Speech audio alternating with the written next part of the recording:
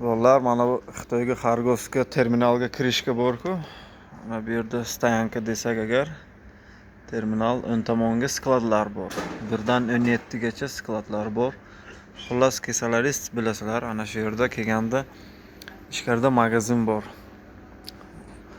Oldingi videoga ko'rsatganimdek hamma nimalar bor. Ana kerak narsalar. Mana bunaqa napitkadan olinglar, juda ham zo'r ekan. Ichiga to'g'rab solingan mango mevasi. Ta'mi ham juda ham yaxshi. Keyin kivisi ham bor ekan. Kivini ham kubik tarzda kechirasizlar. To'g'rab solingan. Ana keyin roltoni bor ekan. Kecha tovuq roltondan yegandim, bugun endi говяжий mol go'shtidan qilingan ekan. Ko'ramiz. Souslari bor. Suvni kam solibdi. Hozir borib suvni yana solamiz. Qaynoq suv ham bor, hammasi bor. Achchiqgina yaxshi ko'raman. Keyin pyuresi ham bor ekan. Pyure bilan hozir bitta ujincha qilamiz. Sherigimga ketdik dedim. Bo'yna ujin qilib bo'ldi. Men yuk tushirayotgan edim. Kelib ichib ketdi. Keyin mana bunaqa, albatta mana bunaqa kefirdan olinglar.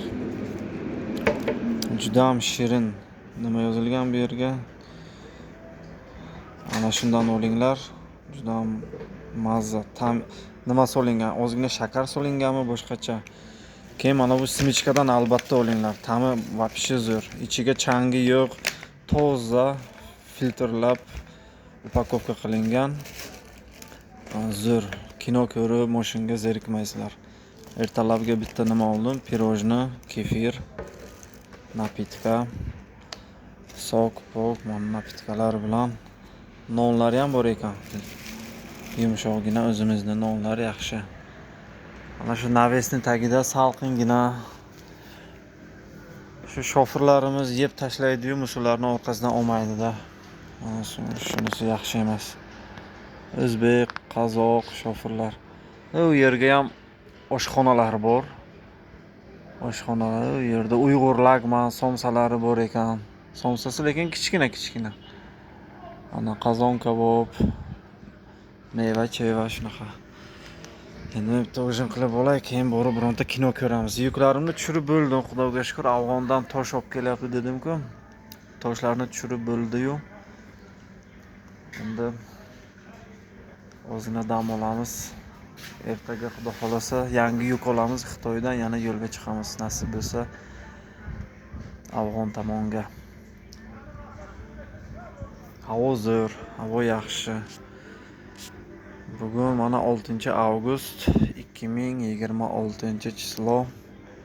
Xitoy shahridan ozgina lavha. Faqat iltimos, yosh bolalar, yosh shofyorlar, yangi shu kasbga kirmoqchi bolalar, orqamizdan tozalab yuraylik iltimos. Tozalikka rioya qiling. Toza joyda farishta bo'ladi, toza joyda baraka bo'ladi. Endi bu katta akalarga taalluqli emas, ular o'sha biladi, yangi yosh avlodlarga. Tozalikka iltimos. Qancha toza yashasak ham o'zimizga yaxshi. Pashshalar bo'lmaydi, mikrob, bakteriya bo'lmaydi, ifloslik bo'lmaydi. Keyin plus ikkinchisi, orqamizdan misol hech kim yomon fikr qilmaydi. Boshqalarga ham yaxshi, o'zimizga ham yaxshi. Videoni olishimdan maqsad shuni aytish niyatim bor edi.